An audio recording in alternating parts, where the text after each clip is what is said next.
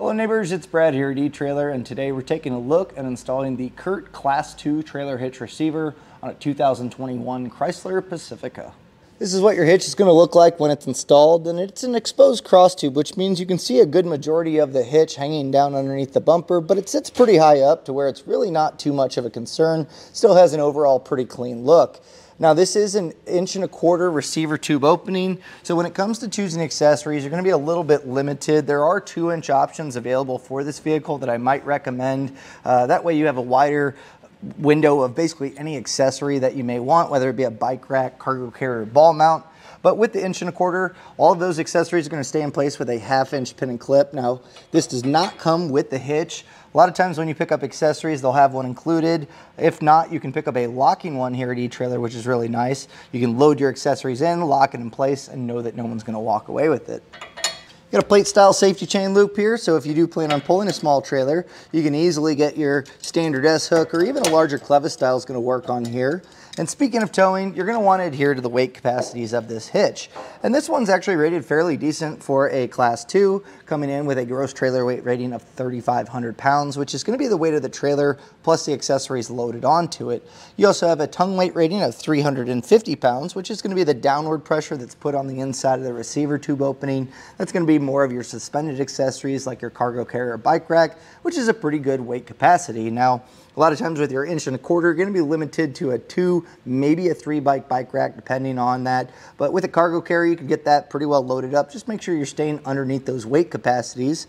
And also when towing, you're going to want to check the vehicle's owner's manual to see what it's capable of towing. Compare that with the hitch numbers, as well as all the components you'll be using to make sure you're not overloading any of them. From the center of our hitch pin to the furthest point in the rear fascia, we're looking right at about 4 inches, and that's going to be important for some of your folding accessories like cargo carriers and bike racks. In the stowed position, they're going to want to fold vertical, and you want to make sure that you have clearance to make sure they don't hit the fascia. Now keep in mind when they're folded up, more than likely you're not going to be able to open up the rear hatch, but no problem, you can generally fold those down and they're out of the way.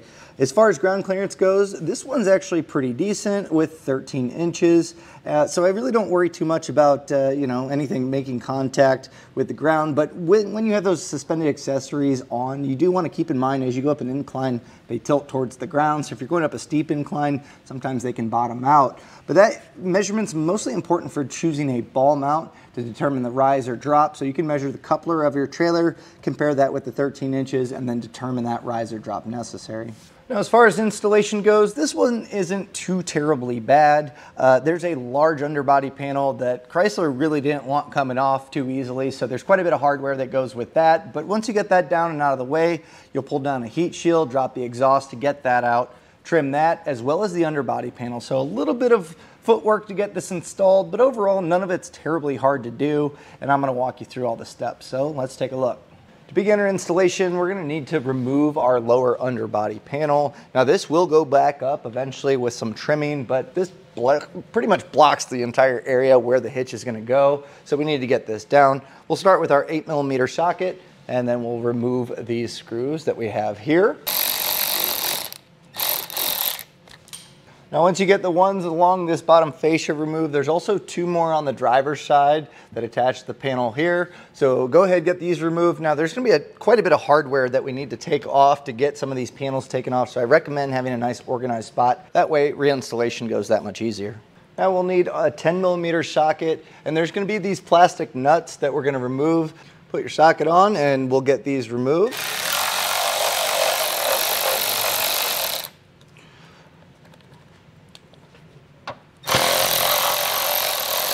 Now there's going to be 2 of them that are kind of tucked underneath this panel here where it kind of overlaps. So you might want to take these 2 out to gain access to those.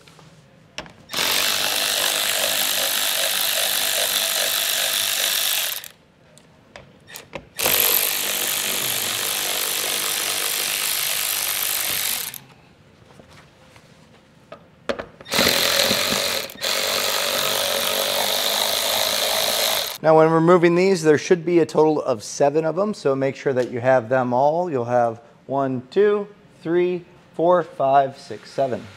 These are located right behind the driver's side rear tire, so just get these 2 removed.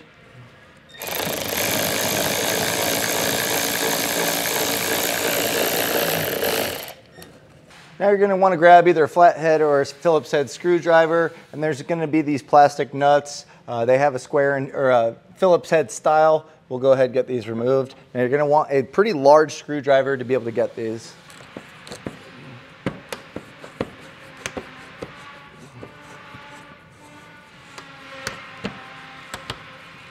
Now, sometimes you're going to want to put a little downward pressure on here because those plastic threads kind of just go back onto the stud. So just kind of pull this down as you're loosening it. We'll have the one here. There's also one that's kind of on the other side tucked back. So we'll get these removed and we should be able to get our underbody panel off.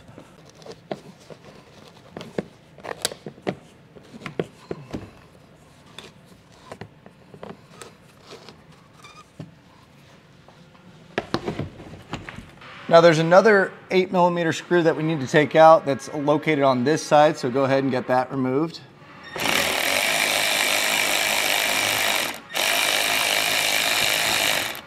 With all of our fasteners removed, we can take our underbody panel and we're going to set this aside. Now we do need to lower down our exhaust, and that's going to give us access to get the heat shield out and also get the hitch up. So to get this removed, you're going to have rubber isolators that go onto the exhaust hanger. We have one here. We also have one that's kind of close to the subframe. Now to get these pried off, to make it a little bit easier, soapy water generally helps kind of lubricate this and make it easy to pry off. And a long flathead screwdriver or pry bar works really well here.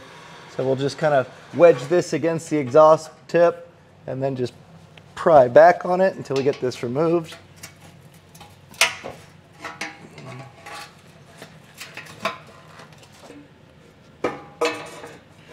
Now just be careful when you get close to that second isolator coming off. It may drop down a little bit. You have another isolator up there, so it's going to hold the exhaust up, but this does drop down just a little bit. We're going to need to remove this heat shield and trim it because our access holes to bolt up our hitch are going to be located right where the heat shield is. So it's two 10mm plastic nuts. So we have this one first.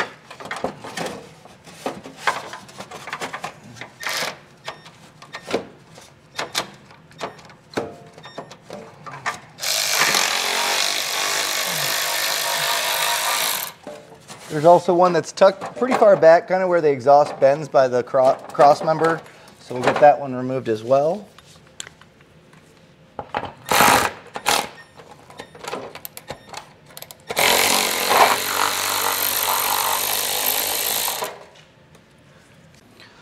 We do need to trim out our heat shield, and I just use painter's tape to keep a nice clean line here. Now you can refer to the instruction manual. They're pretty aggressive as far as going high up, but I really think for structural sake we're better to kind of keep it a little bit lower. The main thing is we're just opening this area up where the frame rail is to where we'll be putting our hardware in.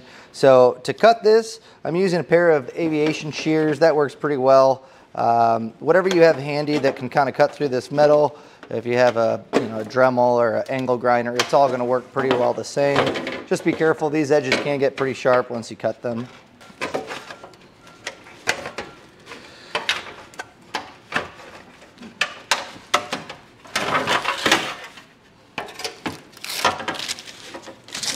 Now we're going to be losing a mounting point for the plastic nut where we trimmed out, but we'll still have this back one. Eventually that underbody panel will go back on here to hold it up as well.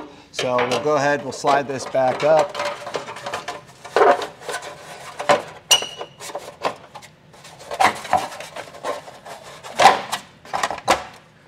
And we'll get this one put back in.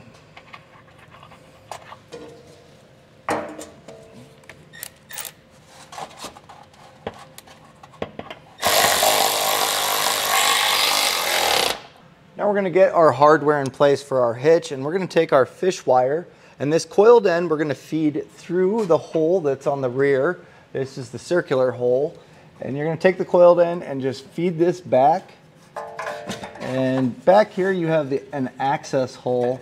We're going to reach our finger up there and feel for that coiled end.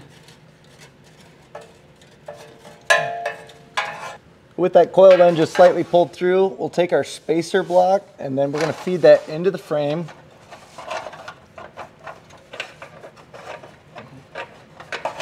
Then we'll take our carriage bolt and we're going to thread that on to the coiled end.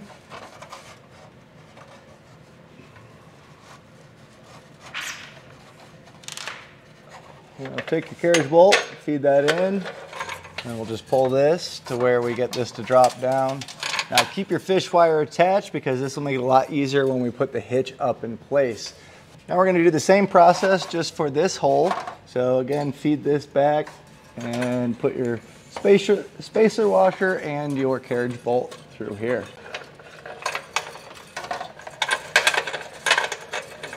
Now the spacer blocks may kind of overlap here, so just kind of, if you need to, you can move the one to the side, and that's going to give us that space to be able to drop this one down. Now for the furthest forward hole, or the access hole we've been using, we're going to use a reverse fish wire technique. So pretty easy here. We'll just get our fish wire set up, and we'll just take our spacer block, feed it over, coil on our carriage bolt.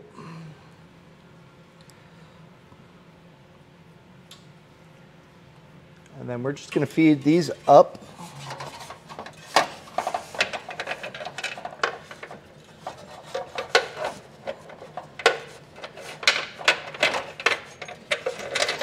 And then drop that into place. On the driver's side, we're going to be using this rear circular hole, so we'll be using the fish wire technique. Now we're not going to be using this hole, but we are going to be doing the reverse fish wire on this access hole. Now something to keep in mind on the driver's side, you may have a ground wire that's attached to this nut. Either way, there's going to be a stud with a 10mm nut on there. We're going to get that removed for now.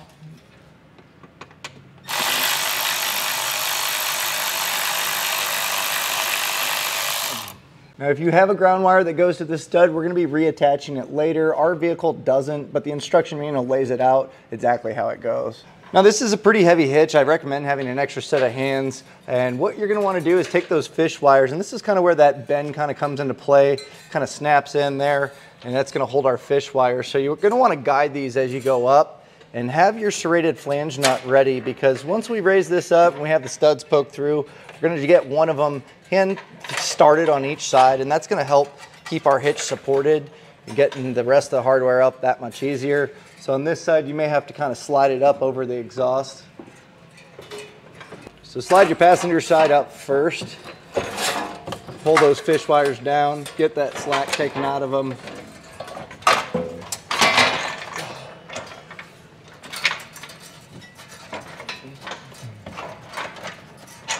And then once pulled through, you can kind of push the hitch against the stud. That way it's not going to move on you. It's pretty tight here, but I'm going to get this one hand started here.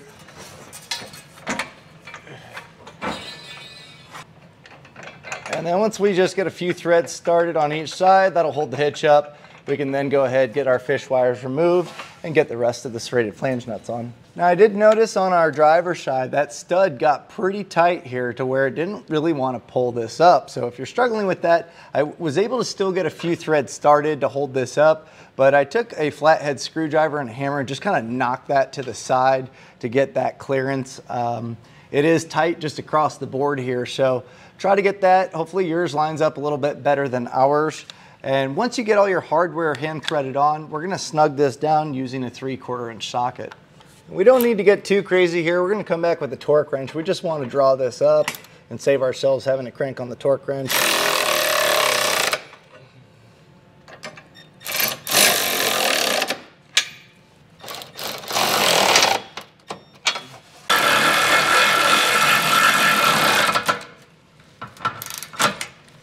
Now the ones above the exhaust, you may want to use a swivel to be able to get a nice straight shot on your hardware. Now once we have these all snugged down, we're going to come back with our torque wrench and that 3/4 inch socket. And the torque settings are found in the instruction manual. And based on this torque setting, I would recommend getting a 1/2 inch torque wrench. We have these available here at eTrailer. You can generally go to an auto parts store and rent one for free. But this is going to make sure that long term our hardware is going to be tight enough to hold the hitch up, but also not too tight, putting stress on any of the hardware.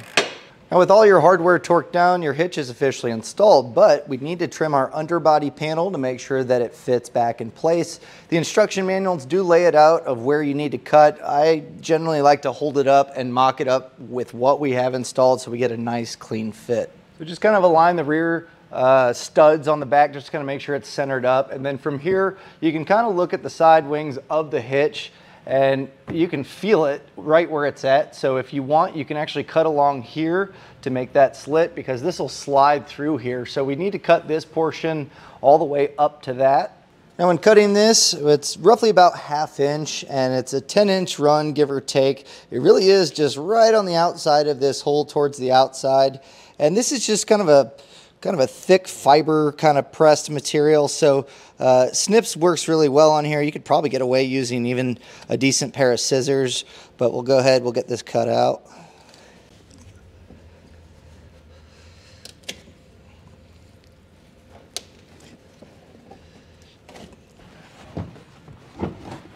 So with that cut out, we'll just go ahead, get this all reinstalled with the hardware, just in the reverse order that we took it all down. Now you do want to make sure that you're going to want to get that ground wire attached. If you haven't done that already, you're going to follow the instruction manual to get that accomplished. We didn't have to worry about that on ours. You also want to make sure you get your exhaust put back on the isolators. And then all that's left to do, load up your accessories and hit the road. And that was a look and installation of the CURT Class 2 trailer hitch receiver on a 2021 Chrysler Pacifica.